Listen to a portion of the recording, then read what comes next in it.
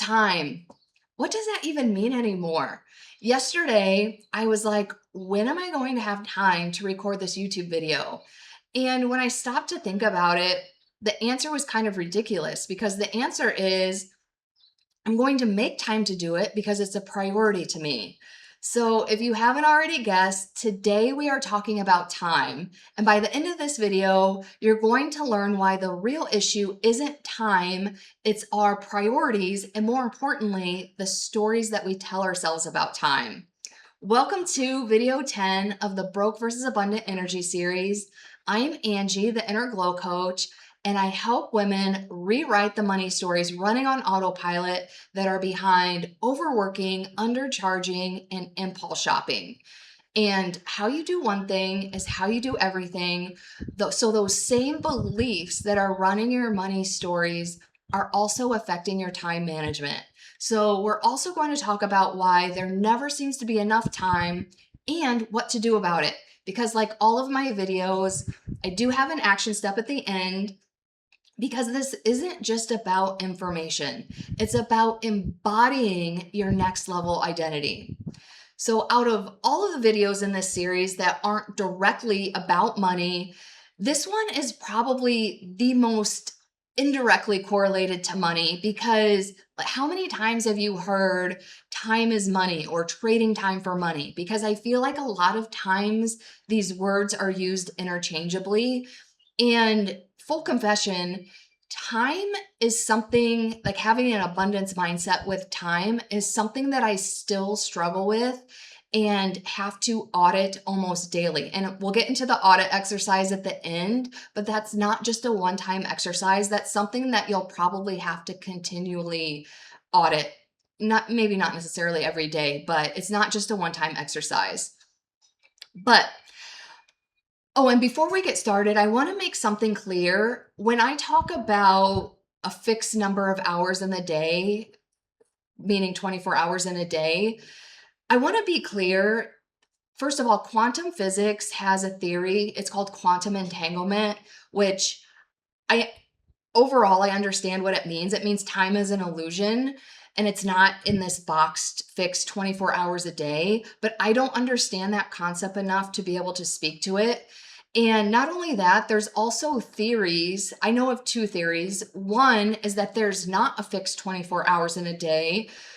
Hundreds and thousands of years ago, whoever made the watch or whatever, they just did it that way because it's easier. Kind of like how our calendar, it's usually fixed at 365 days a year, but then every 4 years we have a leap year to make up for the variable amount. So I believe there's a theory that time works in a similar way. We're just never adjusting for it unless that day in the calendar is adjusting for it. Again, I don't know the theory enough. I'm just stating that there are other theories. Oh, there's another theory that I hear on TikTok a lot that time has actually sped up and NASA and the government or whatever are keeping that from us. So I just want to be clear that I'm speaking from 24 hours in a day, regardless of what other theories are out there and whether I believe in them or not, or whether you believe in them or not.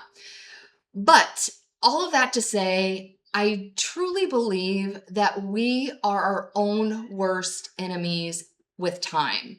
And I want to start by, and again, I guess this is technically an action step because I brainstormed a list of phrases about time that I commonly use and that I commonly hear because I actually did a small experiment. And when I heard these phrases in the wild, I would take note of them. So these are truly the most common phrases that I personally use and that I have heard used. So this is skewed because it is limited to my circle, but I guarantee you will find at least one of these relatable. So, and the reason I'm going through this list is for awareness, because when you catch yourself saying one of these phrases or something very similar to it, I want you to be aware of what could potentially be going on underneath it. Because again, these phrases are very rarely about time itself, and they're more about what belief is underneath that's running your life on autopilot. So the whole purpose of this is to bring awareness to these beliefs that are subconsciously running on autopilot. So the first phrase is, I don't have enough time. And what this usually means is I'm overwhelmed and I don't know what's actually important. And so there's two parts of this. One is the overwhelmment part. I don't know about you guys, but sometimes I find myself rushing for no apparent reason. And again, this is why I always talk about like embodying the identity, because that puts you in to the beliefs and behaviors and habits of that person. Well, so guess what happens when you're rushing? And that's your habit and behavior. Then that puts you in the mindset of a person who thinks time is scarce and is always in a hurry. And embarrassingly to admit, sometimes when I'm rushing, there's no real reason. It's just like the habit is so embedded in who I am. So I want you to, if you really feel overwhelmed about having enough time, I really challenge you to look at how you're moving. Because if you're all rushed and rushing through things and hurrying, you may be contributing to that overwhelm. And I'm not trying to minimize, because I get it. There are a lot of things to do in a day, and there is a fixed 24 hours in a day, because that's the theory we're operating on. So I get it. But the second part of this is prioritization. Because, for example, like I said in the beginning, recording this video this week was important to me, so I made time for it. And there are other things that are, even though I may have wanted to do them, they're not as important. So they're going to have to wait until next week or another day. Because when you truly prioritize your time, you will find that there is enough time. And this is related to the exercise that we're doing at the end, because I know you're probably rolling your eyes at me and being like, well, you don't know what I have going on in my life and blah, blah, blah. And trust me, I get it. There are definitely times where there's way more to do than hours in the day, but we have more control than we give ourselves credit for in most cases. Another common phrase is, I don't have time for myself. The belief underneath this, in most cases, is everyone else's needs come before mine. This was a very common phrase of mine when I had poor boundaries, meaning I would say yes to things that I wanted to say no to. So I was spending time with people who drained my energy. I was going to events that I really didn't want to go to, which also drained my energy. I was sacrificing sleep, all the things. But now self-care is a priority. So I very rarely say this to myself. I do catch myself saying it, but when I do catch myself saying it, again, it's like I'm going to make time for myself. So if you find yourself saying, I don't have enough time for myself, I challenge you to look at where you're leaking time and energy with your boundaries. Another phrase is, I don't have time to start my business, write the book, change careers. So usually this translates to, I'm scared and I'm waiting to feel ready. And trust me, I get it, but I think one of the most important skills that I developed in my life was learning to feel the fear and do it anyway. Because even super successful people feel fear while doing the thing. So it's not about feeling fear. It's about, does the fear prevent you from doing the thing? And if it's preventing you from doing the thing, who is that benefiting? Because if you're trying to start a business that's helping other people, you're doing a disservice to not only yourself, because trust me, as a business owner, that's a whole growth and learning experience on itself. So you're doing a disservice to yourself because you're holding yourself back from that growth and learning opportunity, but you're also doing a disservice to the people that you're helping. Or if you want to write a book, same situation. You are holding yourself back from the growth and learning of the process of writing a book, and you're doing a disservice to the people who would be reading the book. So if it is truly fear that's behind this time, of I don't have time to start my business or do the thing, if there's truly a fear behind it, then the issue is that fear and learning to feel the fear and do it anyway. Unless there's like a legitimate reason that you're scared and because it's dangerous.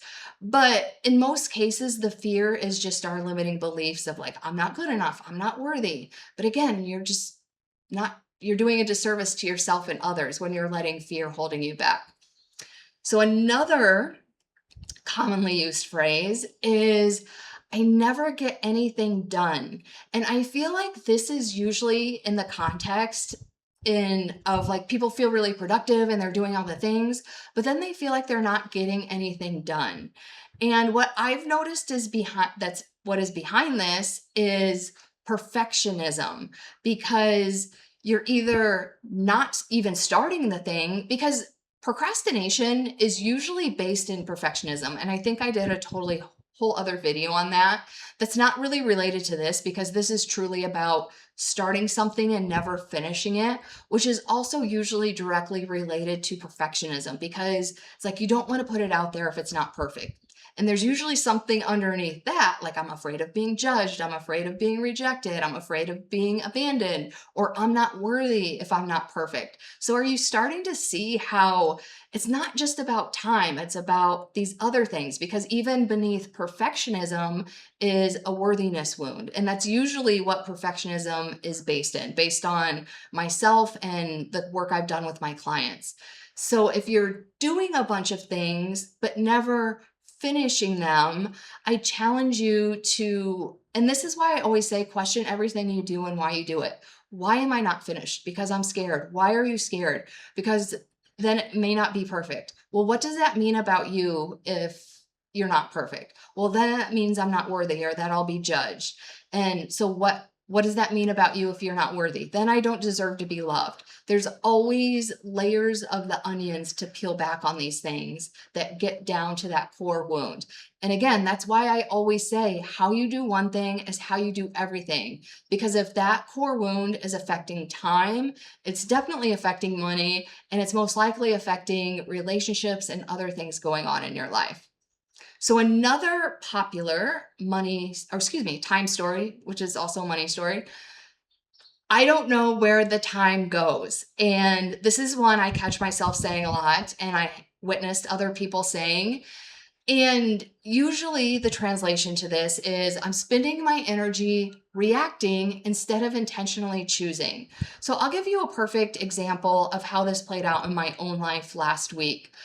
I received a letter in the bank it was from my bank. My checking account was overdrawn and they hit me with a fee. And so this is a checking account. I only use it to pay my mortgage because it's with the same bank that my mortgage is at. So every month I transfer my mortgage to that checking account and they automatically deduct it. Well, they changed the escrow for my mortgage and it went up, but nobody ever told me. They didn't send me a letter. They didn't send me an email. I didn't know. So I only transferred the normal amount and it wasn't enough. And I got hit with this fee. And so all of a sudden I got all reactive. I was like, I have to call them right now, blah, blah, blah, blah, blah. And I caught myself because I was rushing. I was getting into all the emotions around not having enough time. I don't have time for this today. And then I was like, you know what? I don't want to deal with this today. I will do this tomorrow.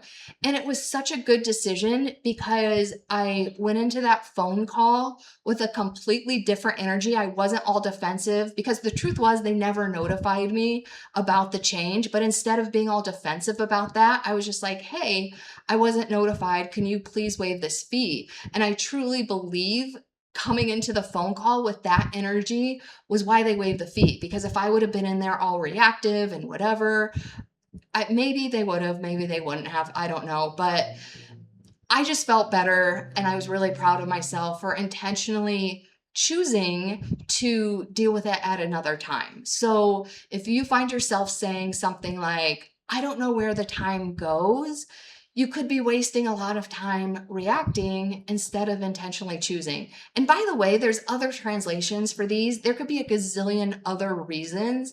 I'm just coming up again with what I have witnessed and what I have experienced in my life, like what the most common reason is behind the thing.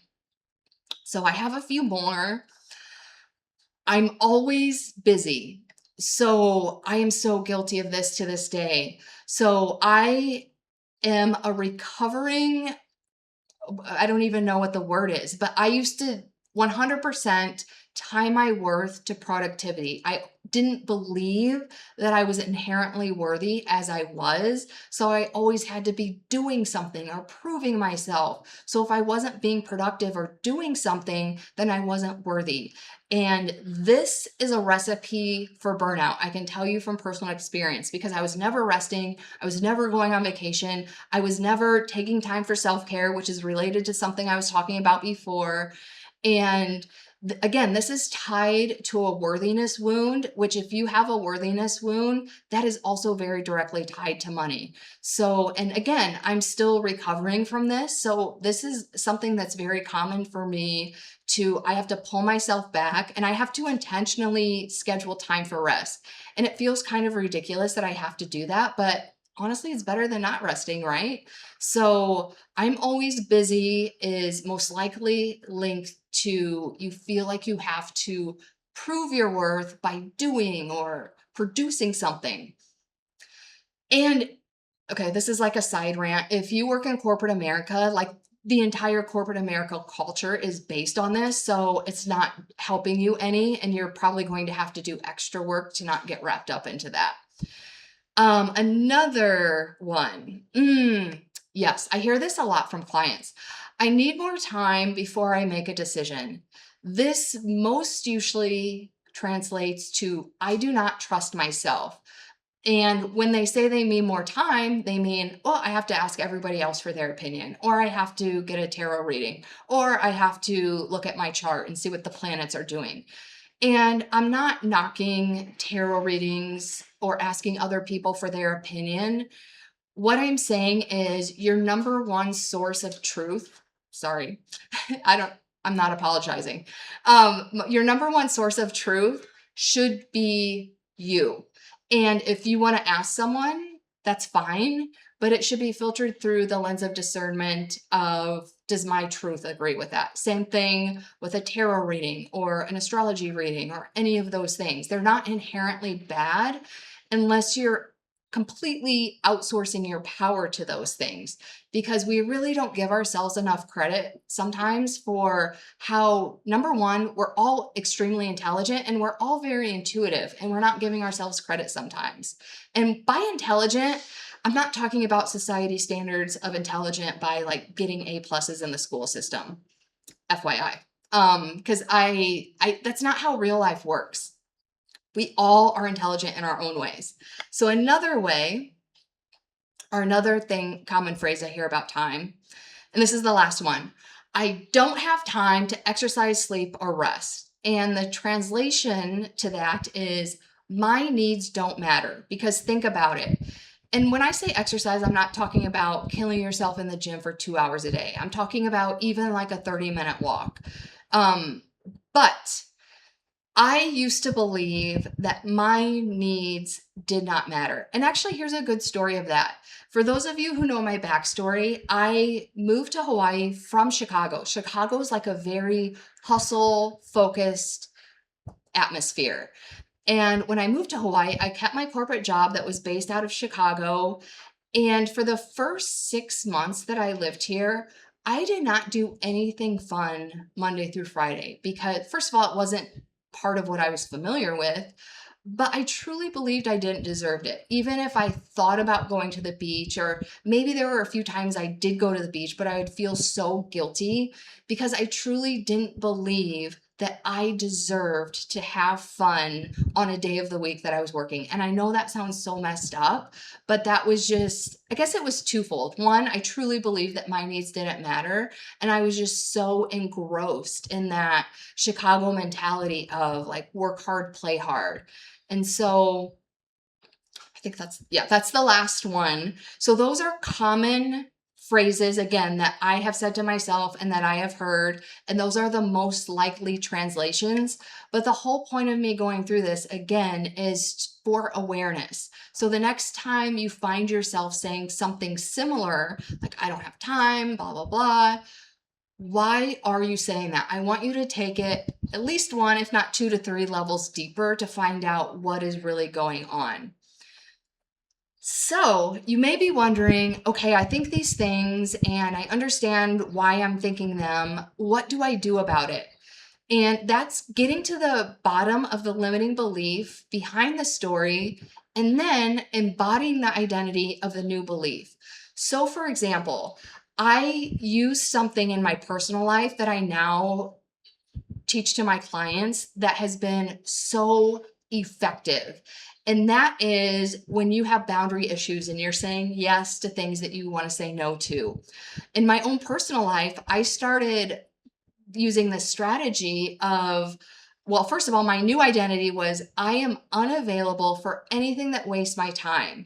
And I started to pretend that I was a diva, like Mariah Carey or something like that. I know that's like generation, that's part of my generation. There's probably like other divas that are part of the younger generation, and I don't know which one you relate to. But my point is, like, think of a diva who just like couldn't be bothered to have their time wasted and embody that energy.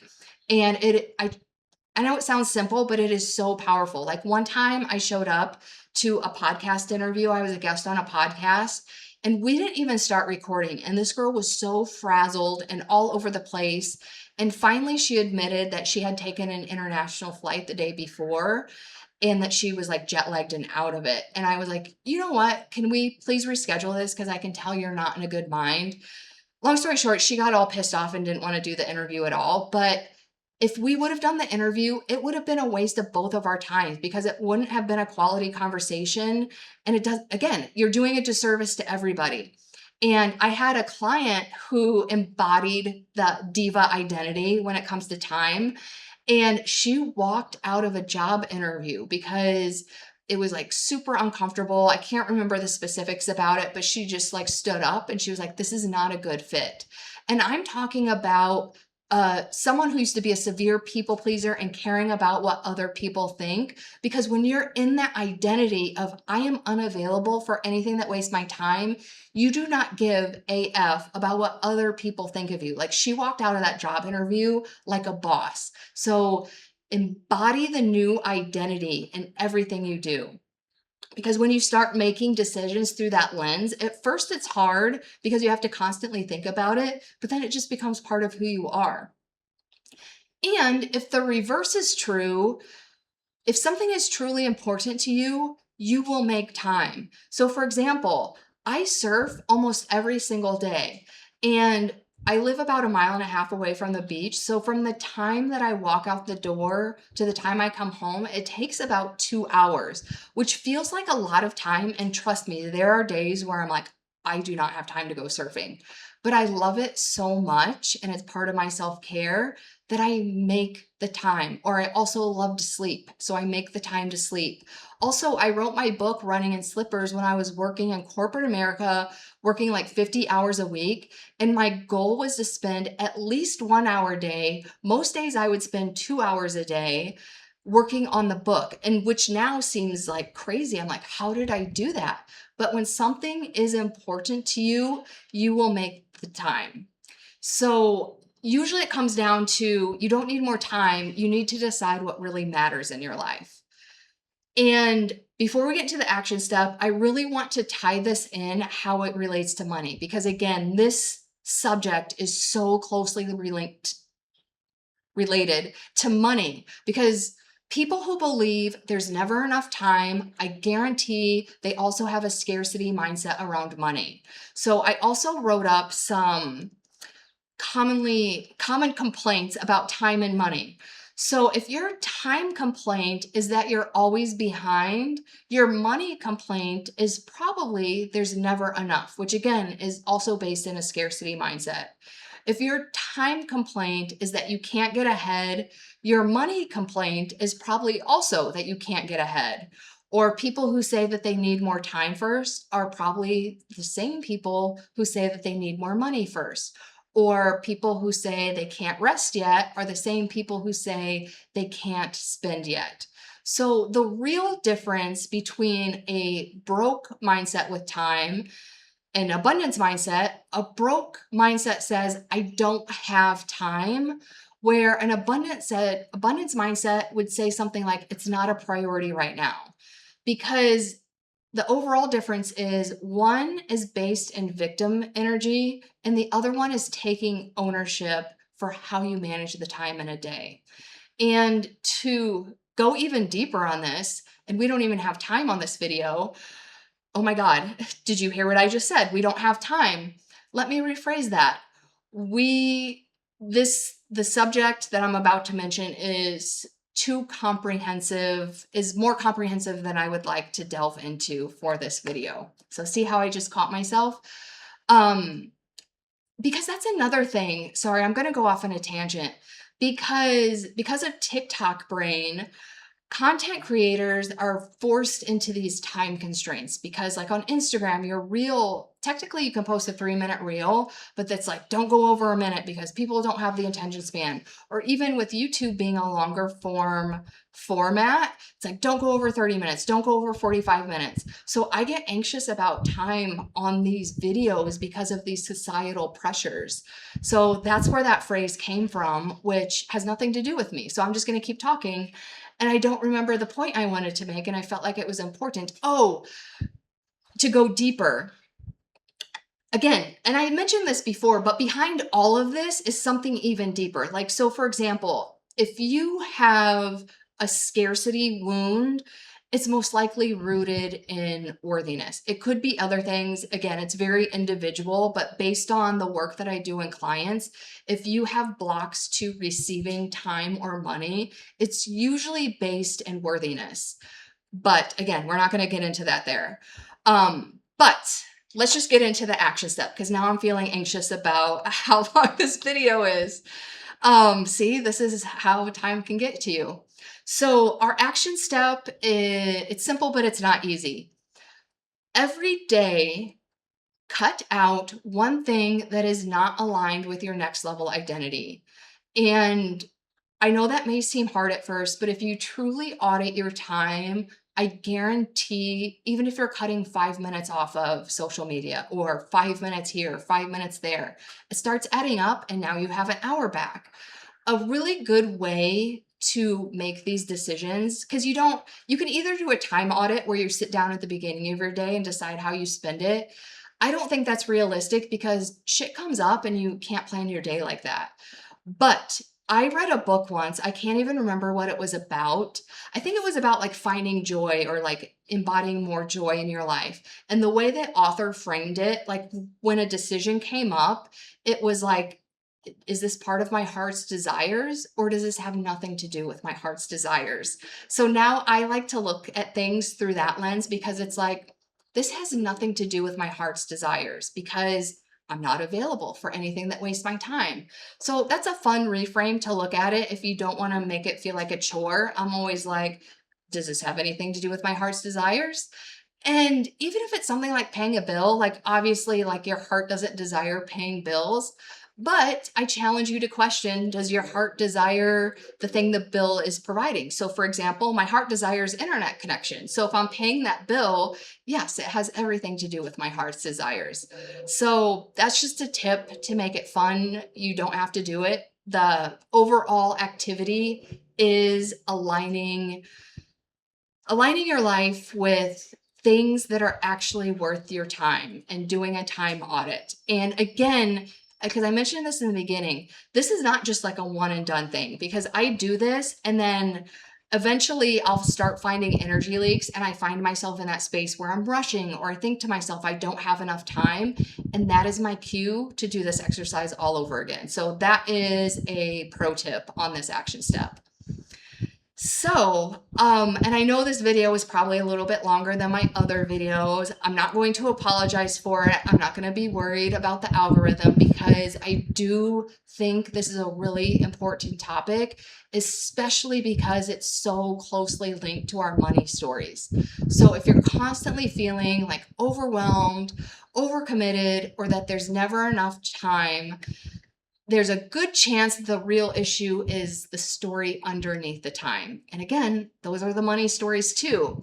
And if you would like more help with your money stories and your time stories, I am doing, depending on when you're watching this, because this is time sensitive, but I'm doing a 3-day live Zoom masterclass to rewrite the money stories that are running on autopilot behind overworking, undercharging, and impulse shopping.